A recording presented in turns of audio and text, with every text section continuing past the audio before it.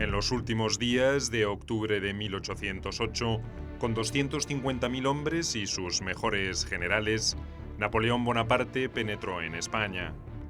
Venía resuelto a vengar la derrota de sus ejércitos en Bailén y decidido a arrasar cualquier resistencia y a terminar con el problema español. Era una fuerza con un poderío impresionante, la más importante que había invadido la península en su larga historia. Señores, el sol de Austerlitz ilumina nuestro camino. ¡Viva el emperador! ¡Viva! ¡Viva el emperador! ¡Viva el emperador! ¡Viva el emperador!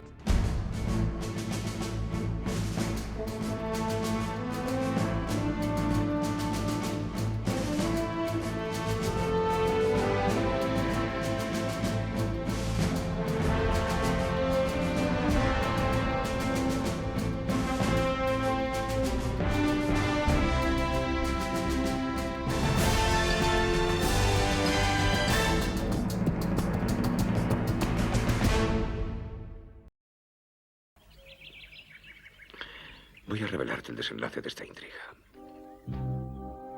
Mi hermano mayor, José, actualmente rey de Nápoles, será el rey de España. Daremos a España su primera constitución. Y así, gracias a nuestra protección, España entrará en la era moderna. El emperador había trazado los planes con su meticulosidad habitual, pero adolecían del mismo defecto que en otra escala habían provocado el fracaso de la campaña anterior. Napoleón estaba acostumbrado a derrotar ejércitos de soldados profesionales y a derrocar y sustituir estructuras gubernamentales, pero desconocía el método para enfrentar la resistencia activa, inorgánica pero tenaz, de un pueblo amenazado. Él y sus mariscales volverían a tropezar con la misma piedra, por soberbia o por desconocimiento.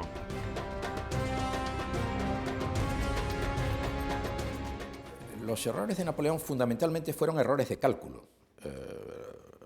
Efectivamente, él creyó que la ocupación de la península no iba a ser una operación ni larga ni complicada.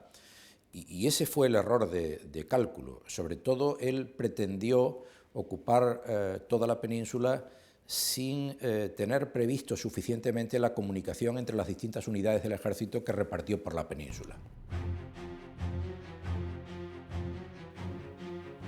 La Junta Suprema de España, que había asumido el 25 de septiembre de 1808, tenía previsto organizar un ejército de 500.000 hombres. Pero semejante empresa nunca avanzó mucho más allá de los anuncios. No era una tarea fácil ni rápida formar semejante fuerza, además de entrenarla y equiparla en un país desarticulado por una profunda crisis política e institucional. Se agruparon contingentes de voluntarios y se hicieron levas para forzar el alistamiento, pero la realidad era simple y contundente. Ni se logró reunir un ejército de la magnitud requerida, ni lo reclutado pudo ser bien equipado, instruido y comandado. En esas condiciones, ninguno de los pequeños ejércitos españoles estaba capacitado para enfrentarse a la aceitada y poderosa maquinaria bélica napoleónica que se había preparado a conciencia al norte de los Pirineos. Pero la victoria de Bailén se convirtió en un espejismo peligroso. Los invictos bonapartistas habían sido derrotados en toda la línea en esos campos de Andalucía gracias a una conjunción de acontecimientos favorables más allá del fervor y la valentía de los soldados españoles. Que esas circunstancias se volvieran a repetir era harto difícil, pero al parecer ningún general español pudo o quiso renunciar a repetir un éxito similar. Para colmo, la Junta contaba ahora con el apreciado aporte de las experimentadas tropas del Marqués de la Romana. Eran solo 9.000 de los originales 14.000 hombres que habían sido enviados a combatir a Dinamarca y que los ingleses habían logrado rescatar y transportar hasta La Coruña en octubre de 1808.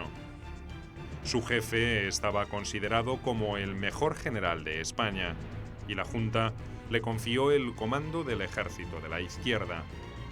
Se trataba de una de las alas del dispositivo táctico imaginado por los patriotas, cuyo epicentro estaba en Madrid. El Marqués de la Romana es uno de los militares ilustrados más completos del siglo. Y cuando hablo del siglo, no me estoy refiriendo más del siglo XVIII que del siglo XIX, aunque se podía hablar de ambos siglos. Es un hombre preparadísimo, de una gran educación, que se forma en la Academia de Guardiamarinas de Cartagena bajo la férula del Gran Tofiño. Es un hombre que dispone de una gran fortuna personal que le permite tener una magnífica biblioteca, y es uno de los pocos militares españoles a los cuales Wellington admira.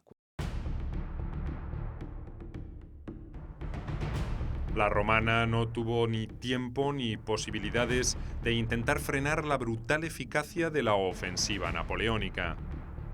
Antes de que pudiera asumir el mando, esa unidad que estaba provisionalmente a cargo del general Joaquín Blake sufrió una primera derrota en Zornoza.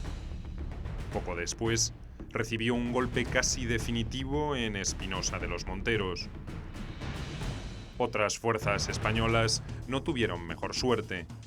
El 10 de noviembre, la columna francesa que Napoleón dirigía en forma personal destrozó al ejército de Extremadura en Gamonal, en las afueras de Burgos. El 23 de noviembre, en Tudela, también fue batido el ejército del centro, que comandaba el general Castaños, el vencedor de Bailén. Napoleón tenía una idea militar de sofocación de este nuevo frente que se le abría. Y él trató de solucionarlo sin más métodos y sin más pensamiento que el estrictamente militar. Para ello organizó varios cuerpos de ejército con tres misiones fundamentales. Una, anular el ejército inglés de Moore, que ya avanzaba o intentaba avanzar, entrar en territorio español. Por otra parte, derrotar a todas y cada una de las fuerzas patrióticas españolas. Y en tercer lugar, recuperar Madrid y coronar o volver a coronar de una manera efectiva a su hermano en el trono de España. Con la derrota de Tudela, el camino de Madrid había quedado abierto para los franceses.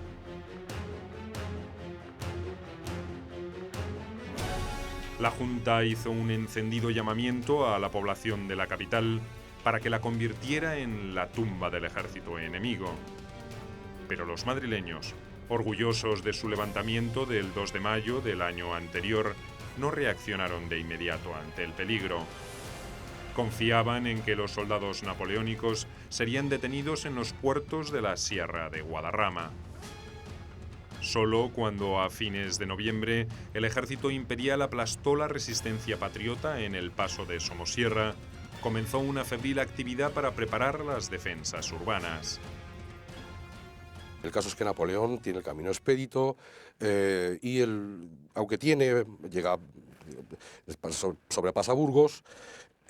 Como buen geógrafo se ha dado cuenta de que existen dos pasos en el sistema central para poder acceder. Uno es el paso de la sierra en Puerto de Guadarrama, el otro el puerto de Somosierra, y entra directamente hacia Somosierra, eliminando cualquier tipo de resistencia que tenga un lado a otro. No obstante, hay resistencia en varios pueblos que a él le sorprenden, ¿no? Que se resiste, se dispara y se va. Es la táctica hispana frente al gigante de la Grande Armée.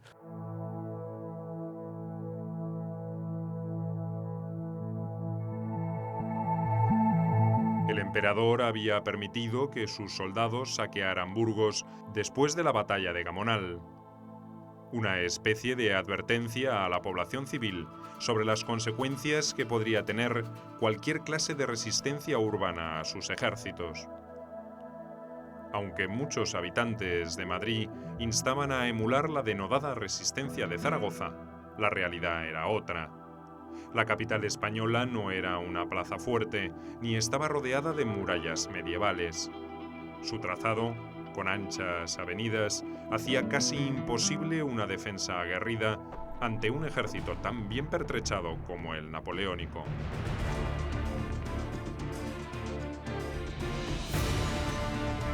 Las fuerzas francesas solo necesitaban tomar algunas posiciones estratégicas desde donde tendrían la ciudad a merced de su artillería.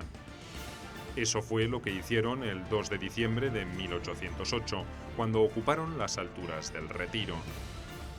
De todas maneras, el emperador no tenía interés en conquistar Madrid a sangre y fuego si podía evitarlo. Y se piensa que puede haber un nuevo 2 de mayo, un 2 de mayo que nunca sucederá. Y no sucederá porque por una parte hay unas autoridades militares que tratan de poner orden y concierto al esfuerzo de guerra y al esfuerzo defensor, y hay una Junta de Madrid que también trata de medrar y trata de dar su opinión. Como consecuencia de esta disparidad de criterios, de esta falta de autoridad del propio Marqués de Castelar, pues se producirá algo que la Junta no esperaba, ni que el pueblo español, que esperaba una resistencia heroica y a ultranza de Madrid, pareja o equivalente al 2 de mayo. La Junta había delegado la defensa de Madrid en el capitán general de Castilla la Nueva, el Marqués de Castelar, y en el general Tomás Morla, quienes intentaron dilatar una definición. Napoleón ordenó entonces un primer ataque preventivo, y a las 11 de la mañana reiteró su oferta: perdón y seguridad si la rendición era pacífica. Se inició entonces una negociación con final anunciado: la capitulación. El 4 de diciembre, los soldados franceses hicieron su segunda entrada en la ciudad, que esta vez los recibió sumida en un silencio sepulcral. Napoleón había ordenado a sus generales que la tropa se comportara con corrección y amenazó con la muerte frente a cualquier desobediencia. Para evitar una eventual provocación, él mismo dio el ejemplo. Se alojó en Chamartín, en la residencia de campo del duque del Infantado, y solo entró a Madrid a la madrugada del día 5, con su escolta y únicamente para hacer una breve visita al Palacio Real.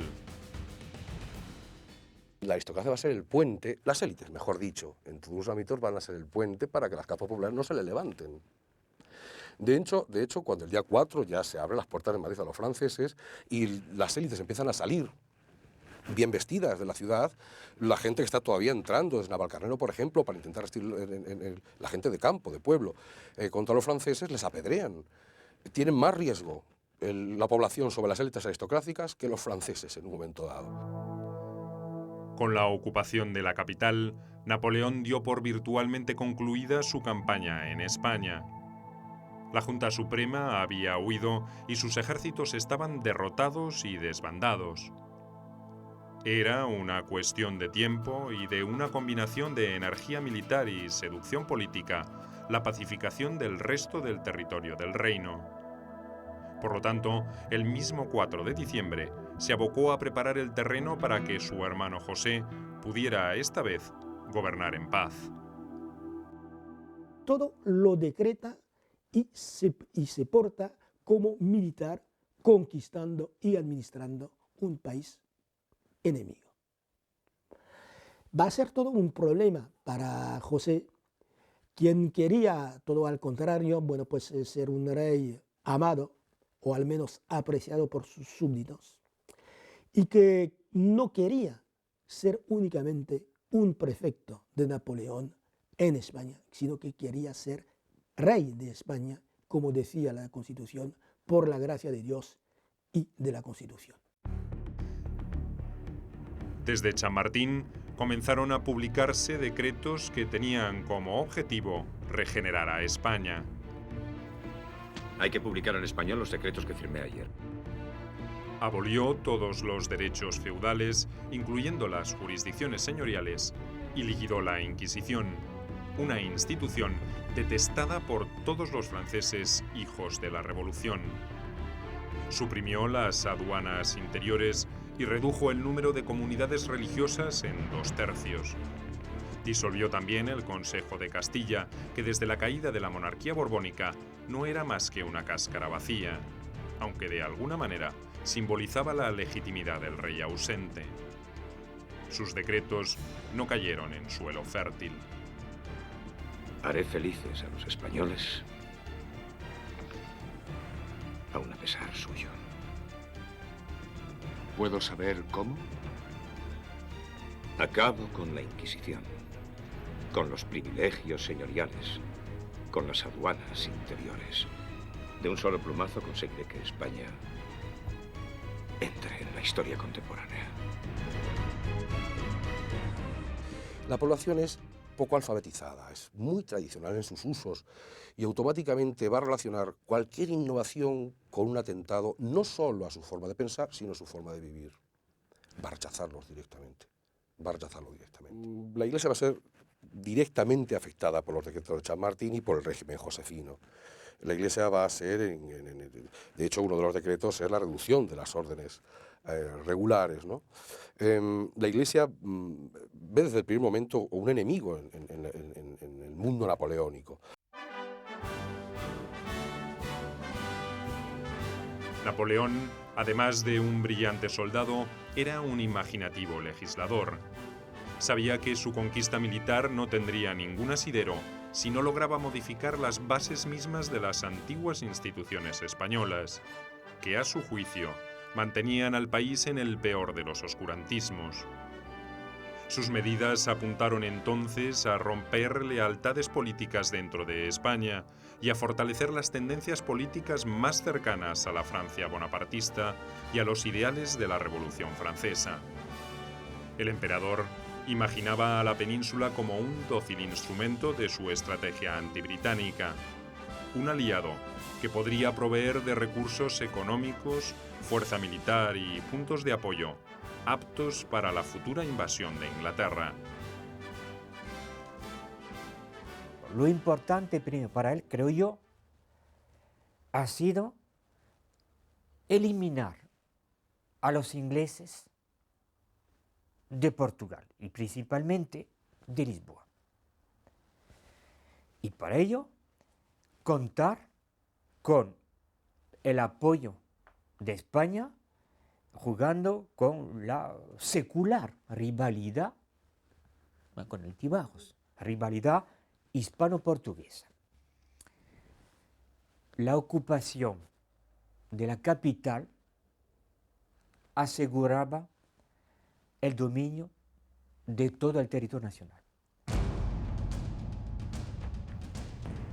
En esas últimas semanas de 1808, Napoleón consideró que la suerte de la guerra en España le era ampliamente favorable. No le faltaba razón.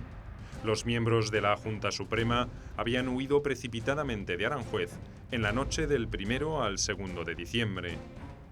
En Trujillo se quedaron sin dinero para proseguir su viaje hacia el sur y fue necesario apelar a un préstamo del obispo de Plasencia para llegar a Sevilla el 17 de diciembre.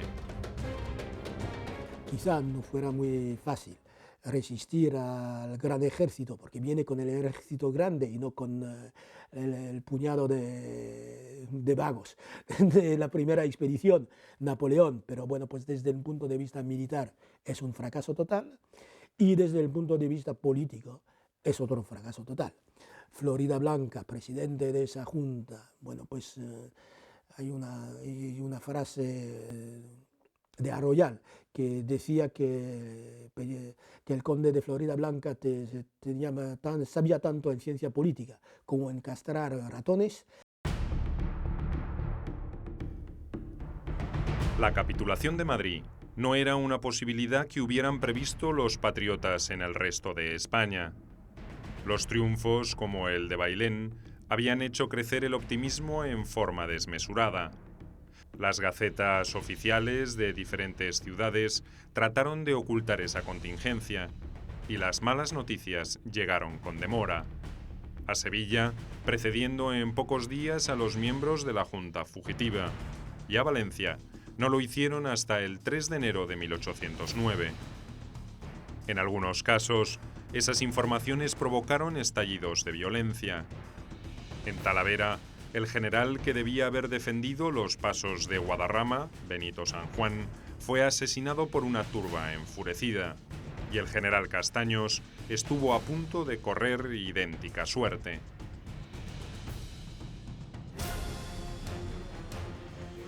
Cuando llegó a la ciudad andaluza, la Junta intentó recomponer la situación. Ordenó al general Gayuzo, comandante del ejército extremeño, que defendiera en Almaraz el puente que cruzaba el río Tajo. Por allí corría el camino de Madrid a Badajoz. Pero el militar no estuvo a la altura de las circunstancias. Primero intentó volarlo.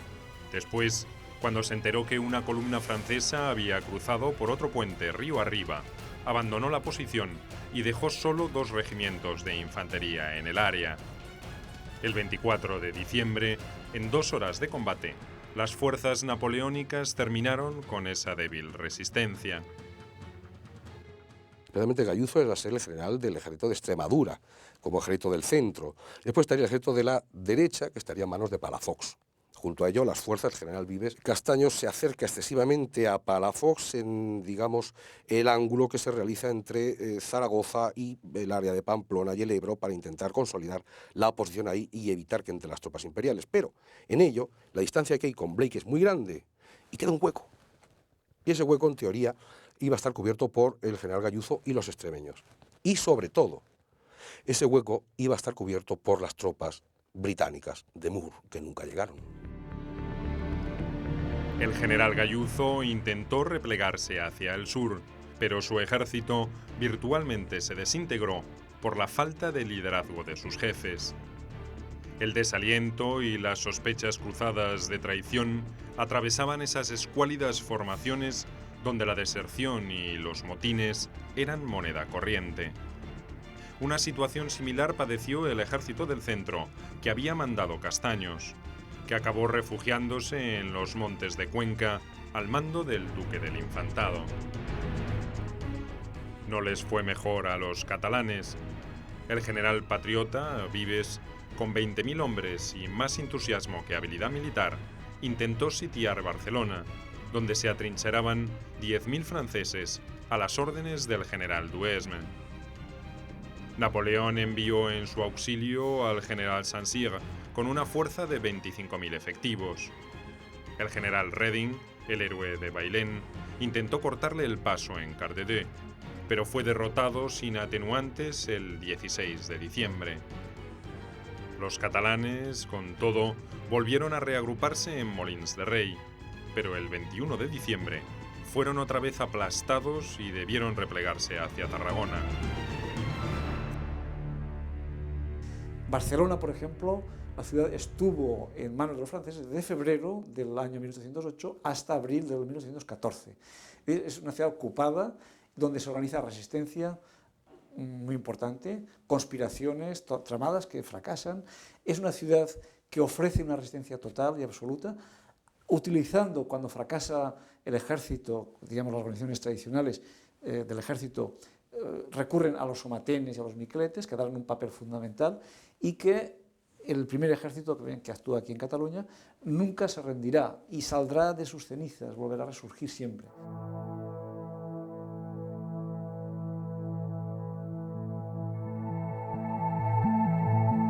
Una ofensiva coordinada dirigida hacia el sur por parte de los ejércitos napoleónicos probablemente hubiera terminado con la resistencia que la Junta intentaba armar desde Andalucía.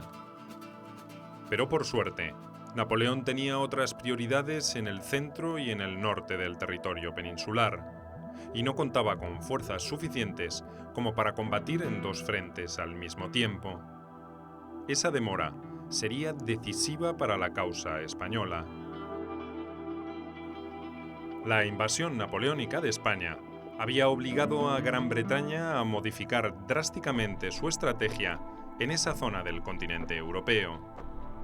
La primera medida fue la de reemplazar a Sir Hugh Dalrymple como jefe del ejército británico en Portugal.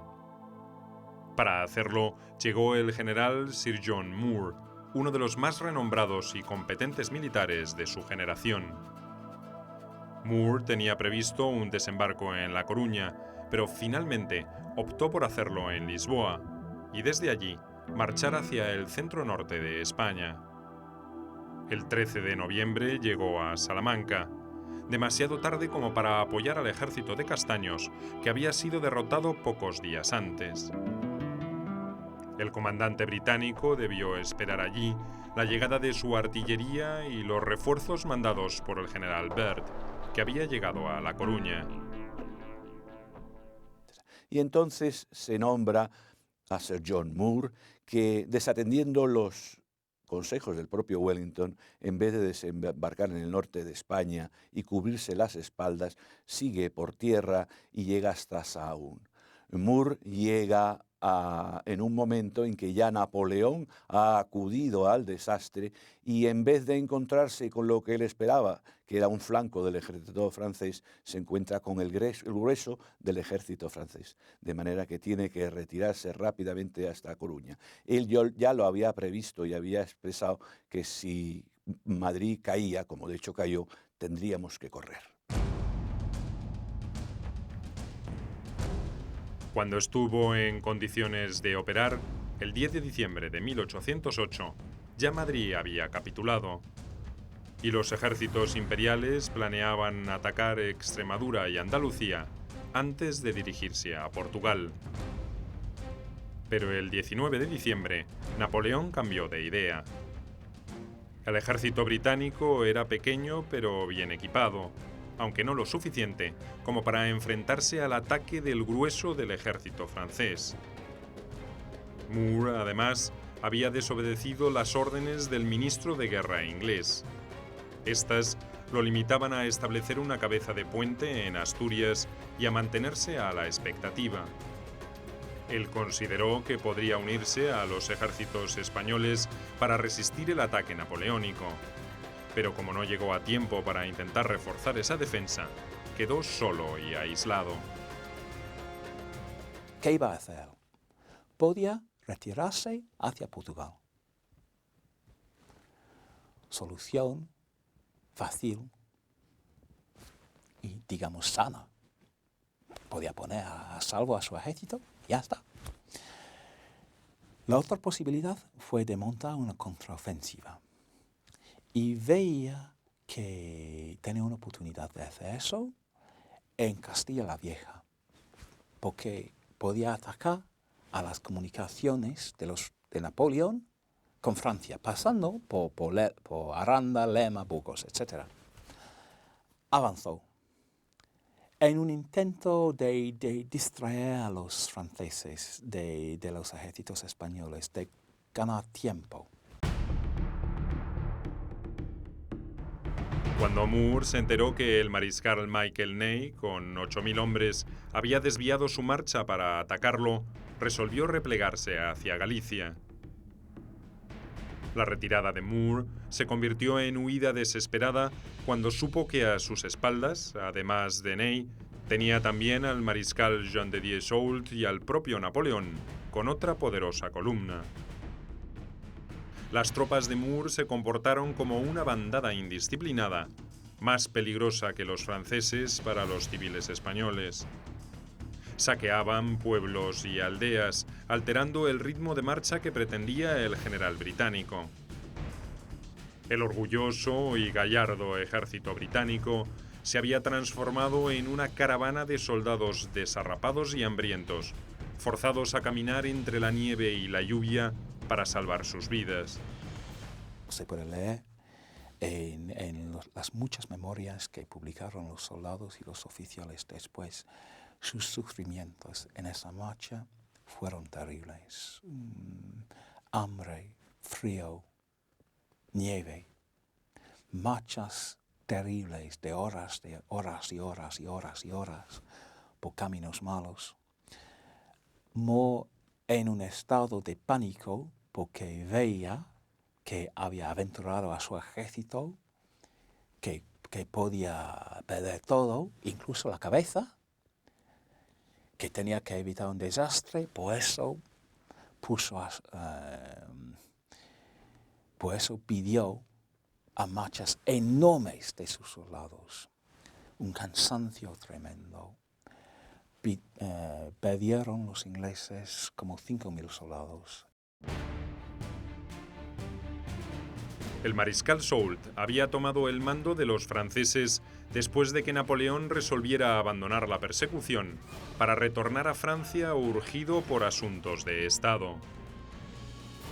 Moore, mientras tanto, logró alcanzar con sus deshechas fuerzas La Coruña, donde estaba prevista la evacuación por mar de la fuerza expedicionaria. A excepción de su guardia y de 2 batallones de reserva, integrado por tropas veteranas, el resto era un conglomerado patético e indisciplinado de hombres desesperados por huir. En La Coruña, Moore pudo reorganizar sus escasas fuerzas antes de que la vanguardia de Soult lanzara el primer ataque el 16 de enero de 1809. Se había atrincherado en un promontorio montañoso cerca de El Viña.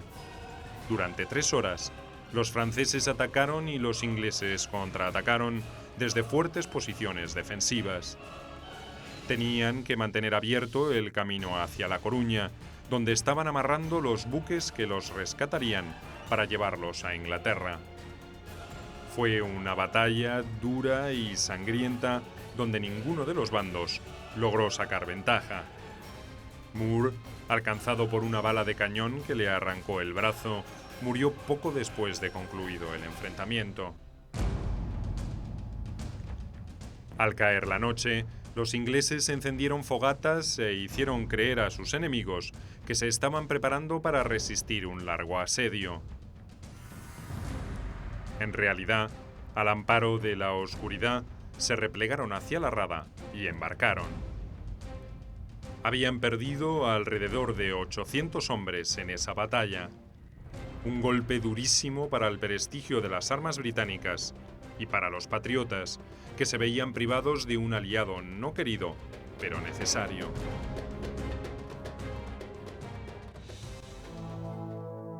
El 26 de enero de 1809, José Bonaparte retornó a Madrid para hacerse cargo de su convulsionado reino.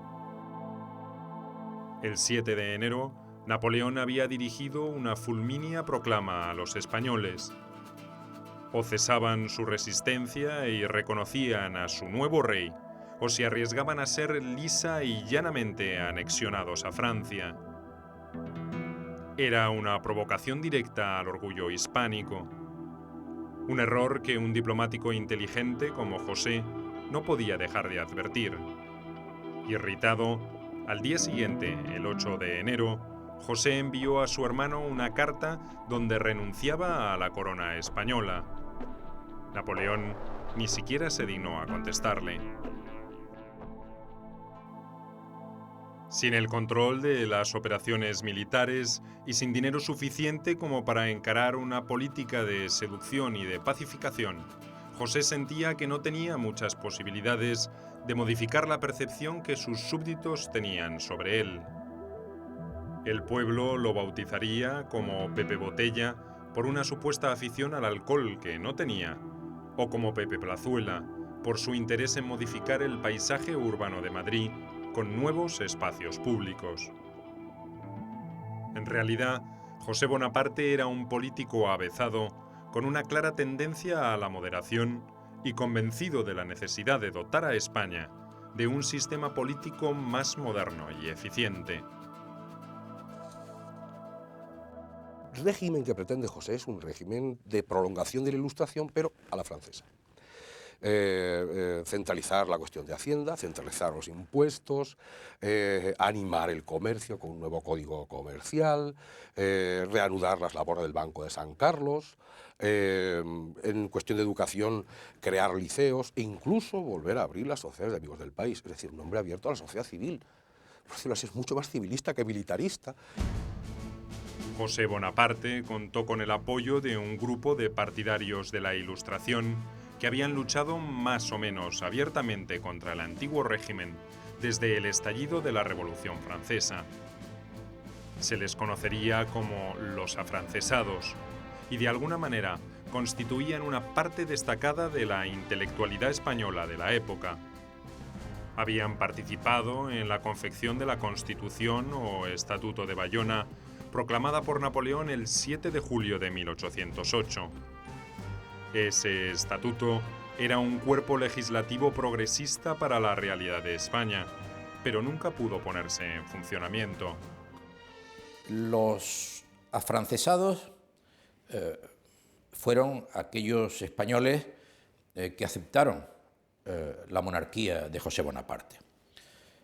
Personas que creían, muchos de ellos de buena fe, que la nueva monarquía podía ser capaz de impulsar una serie de reformas que iban a servir para modernizar y para desarrollar el país. La Constitución de Bayona, que se aprueba en el año 8, ofrece, aunque es una constitución impuesta por Napoleón, ofrece una serie de garantías. En primer lugar, la integridad de la patria, de la independencia de la patria, la inamovilidad de la religión, el catolicismo. Apunta ya una serie de reformas muy importantes por las que han suspirado durante mucho tiempo estos reformistas. Los afrancesados intentaron infructuosamente convertirse en un puente entre José I y los elementos más liberales del bando patriota durante los años subsiguientes. La lógica de la guerra y el odio creciente a cuanto proviniera de la Francia napoleónica hicieron imposible cualquier esfuerzo en ese sentido. Su suerte quedó inevitablemente ligada a un régimen que nunca pudo consolidarse en una España dispuesta a cualquier sacrificio para defender su independencia.